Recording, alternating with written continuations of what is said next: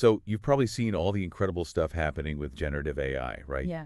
Tools making images, writing text. Hey, yeah, it's everywhere. Super impressive. Absolutely. It feels so easy, almost frictionless.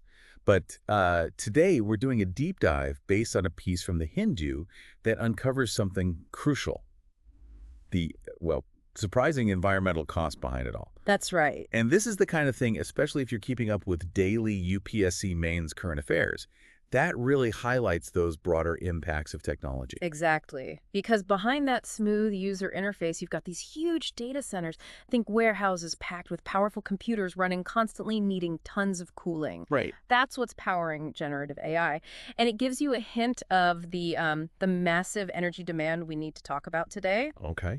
So our mission really is to get a handle on the scale of this energy use, its environmental impact, and maybe look at some potential solutions, without drowning in technical jargon. And it's definitely relevant context. Could even pop up in prelims, too, understanding these tech impacts. Absolutely. Foundational stuff these days. So let's start with this idea that AI is somehow clean or energy neutral. It feels like it happens in the cloud, right? Okay. Weightless. Yeah, that's the perception.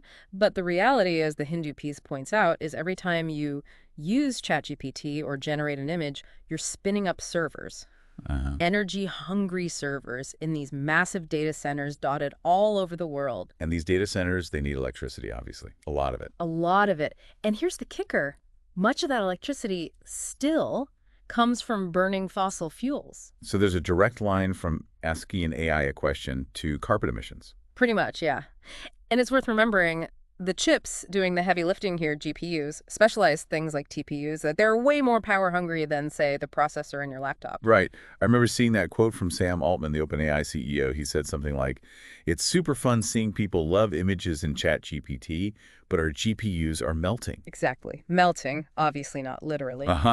Hopefully not. But it gives you a real sense of the sheer computational power, the strain on the hardware for tasks that seem pretty simple to us as users. It really does. It's not just a few computers in an office. No. We're talking vast installations.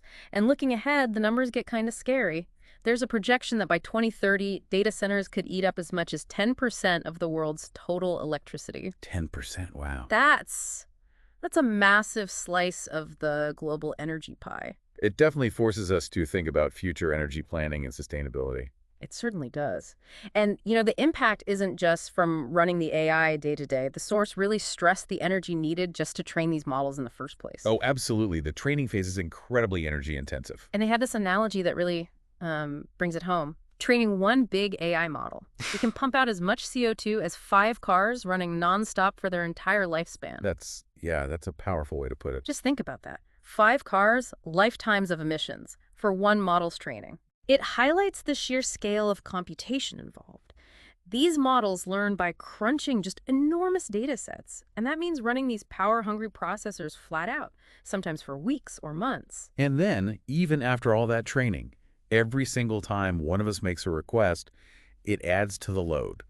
More computation, more energy used in those data centers. Right. And as these tools get more popular, as millions, maybe billions of people start using them, well, that cumulative impact just keeps climbing. Which leads to a pretty serious warning, doesn't it? That without getting serious about sustainability, AI could actually make our carbon emission problems worse. It could definitely push things in the wrong direction, increasing our reliance on fossil fuels if we're not careful. It's a trajectory we really need to watch, especially from a policy perspective. Absolutely. Which brings us neatly to transparency. The article makes a strong case here. It does. Saying, basically, just like companies have to tell us about data privacy, they should have to tell us about their energy use for AI. It's an interesting parallel, isn't it? We expect to know how our data is used. Right. So why not understand the environmental price tag of the tech we're using? Makes sense. And the article gets specific about what needs disclosing. Yeah. First off, total energy consumption. They need to break it down. How much for training, how much for the day-to-day operations. Okay. What else? Then, crucially, where's that energy coming from? Is it renewables, nuclear, Or is it mostly coal and gas? Knowing the energy mix. Got it. That gives you a much clearer picture of the actual carbon footprint. And Finally, what are they actually doing about it? What concrete sustainability measures are in place to cut consumption and emissions? Are they investing in efficiency or greener power sources? so having all that information out in the open, what's the benefit? Well, it empowers everyone, really. Regulators can make smarter rules, researchers can properly assess the impact, and, the public, consumers, we can hold these big tech companies accountable. And it could spur innovation too, right? Drive them to develop more energy-efficient AI. Exactly. Competition to be greener. Okay, so we've laid out this big energy challenge. What about solutions? The piece gets into something called Small Modular Reactors, or SMRs. What's the lowdown on those? Right. SMRs. So think of traditional nuclear power plants, huge, complex, custom-built things. Yeah, massive projects. SMRs are different. They're designed to be smaller, standardized units, kind of like building blocks. Like Lego, but for nuclear power. Haha. Yeah, that's actually a decent analogy. They're built in a factory, then transported and assembled on site. Okay. This modular approach gives you a lot more flexibility. You can put them closer to where the power is needed, like right next to a huge data center. Cutting down on energy lost in transmission.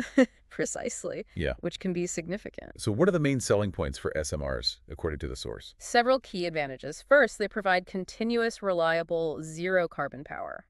247. Unlike solar or wind, which depend on the weather. Exactly. That's a huge plus for something like AI that needs constant power. Second, because they're modular and factory-built, the idea is they can be deployed faster and potentially with lower upfront costs than giant traditional plants. Faster and cheaper sounds good. Third, they incorporate advanced safety features, often relying on passive systems that use natural forces like gravity to shut down safely if needed. So inherently safer designs. That's the goal.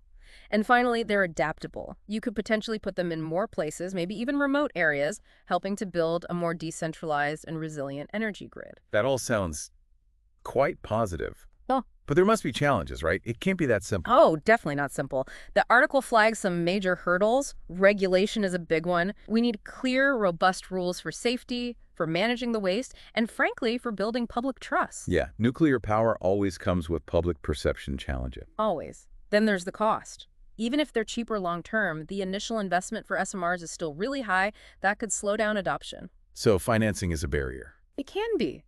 And lastly, how do SMRs fit in with renewables? We need careful planning to make sure they work together with solar and wind, complementing them rather than competing. Integration is key. Now, you mentioned that the article touched on the Indian context. Yes, briefly. It highlighted the potential for SMRs to bring down electricity costs quite significantly in India. The estimate mentioned was a drop from around, say, 10.3 down to maybe a 5 per kilowatt hour once they're up and running. That would make them pretty competitive. They're very competitive in the Indian market, potentially. Okay, so pulling this all together, what's the path forward? How do we harness AI's power without wrecking the environment? Well, the piece stresses that AI does have a bright future, but that future really depends on getting the sustainability part right. It's not optional. Not if we want it to be truly beneficial long-term. So it needs a strategy with multiple parts. We need that transparency we talked about. Right. We need smart regulations around energy use. And we definitely need to keep pushing for innovative energy solutions, whether that's SMRs or other breakthroughs. And it sounds like collaboration is going to be essential. Absolutely. Things like public-private partnerships seem crucial for getting technologies like SMRs off the ground, developing them, deploying them. The key takeaway is that we need to act decisively, starting now. Okay, so let's quickly recap this deep dive based on that Hindu article. Sure. We started with the often hidden energy cost of AI, huge data centers, reliance on fossil fuels. Right. And the massive energy needed for both training the models and then running them day to day. That car analogy really sticks. It does. Then we moved to the absolute need for transparency from the AI companies, telling us how much energy they use, where it comes from, what they're doing about it. Yeah, accountability is key there. Yeah. And finally, we explored small modular reactors, SMRs, as one potential solution, a source of zero-carbon, reliable power, though obviously it comes with its own set of challenges. Regulatory, cost, public perception. Exactly. Not a silver bullet, but part of the potential toolkit. And for you, listening in, especially if you're preparing for the UPSC exams, understanding this nexus technology environment energy policy, regulation.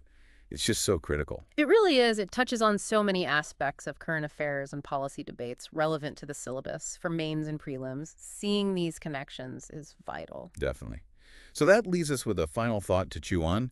Given we need both tech progress and environmental protection, what kind of innovative policies do you think are most critical to actually harmonize AI's growth with our sustainability goals over the next 10 years or so? It's a big question. No easy answers, but definitely something worth pondering as you analyze the complex challenges shaping our future.